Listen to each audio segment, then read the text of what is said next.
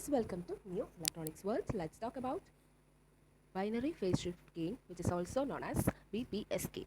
In this video, we will be discussing mainly about the generation as well as detection of Bpsk. Okay, yes, let's go to the topic.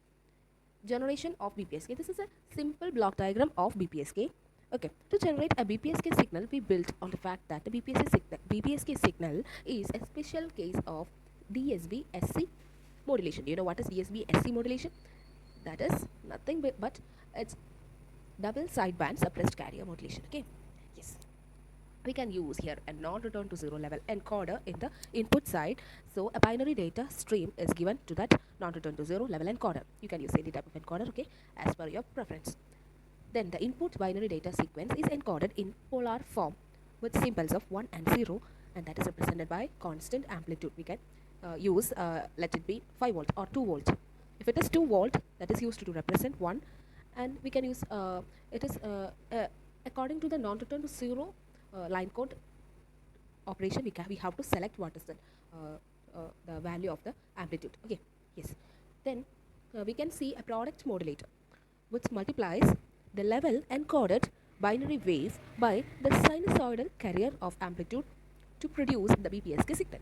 Okay, the timing pulse is used to generate the level encoded binary wave, and the sinusoidal carrier wave are usually but not necessarily extracted from common master clock. Okay, so we can just explain, or we can discuss about I will be discussing you about the equations regarding these Bpsk, QPSK and all in the next video. Okay, so that will be more clear about the thing. Okay, then phase shifted signal is used to represent binary data in Bpsk. That we all know. That is binary phase shift key. That's the main meaning of the name, binary phase shift key. Okay, then while going to detector part, we can see the block diagram here. To detect original binary sequence of ones and zeros, the Bpsk signal at the channel output is applied to the receiver that consists of 4 sections. Majorly, there are 4 sections. First one, it's a product modulator, which is also supplied with a locally generated reference signal, that is a replica of a carrier wave. Okay.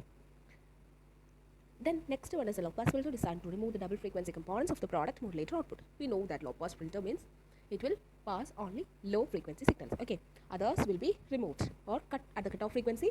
The other frequencies will be stopped. Okay. Then we can see a sampler which uniformly samples the output of the low-pass filter,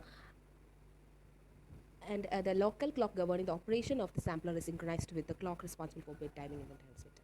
Okay, so then next we can see decision making device.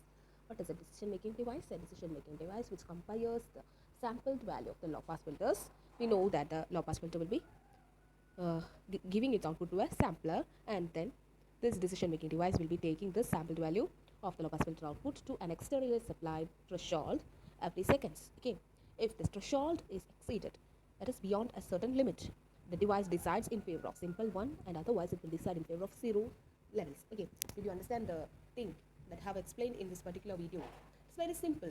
It's not a big task for you guys to think much more about. It's very simple process that is happening in a binary phase shift keying. That is, a phase shift is going to happen in the particular process. Okay, then we know about QPSK.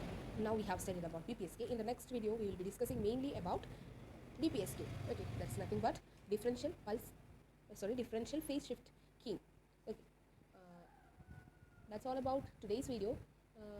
I'll be explaining all the necessary things in the next videos.